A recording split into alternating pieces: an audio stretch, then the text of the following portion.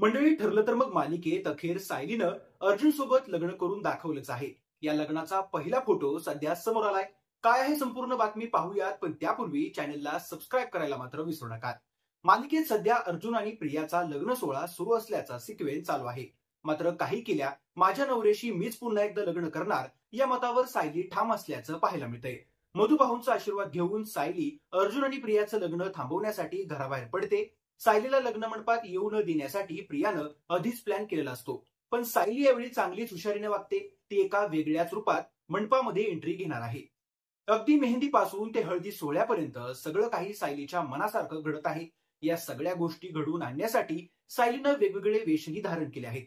येईन लग्नातही ती बँडवाल्याच्या रूपात लग्न मंडपात पोहोचणार आहे. सगळ्यात महत्वाची गोष्ट म्हणजे 14 फेब्रुवारी अर्थात व्हॅलेंटाईन डेच्या दिवशीच अर्जुन सायली आयुष्यभर एकमेकांना साथ देण्याचं वचन देणार आहेत. त्यामुळे यंदाचा व्हॅलेंटाईन डे आणि ठरलं तर मगचा विवाह सोहळा खऱ्या अर्थानं स्पेशल ठरणार आहे.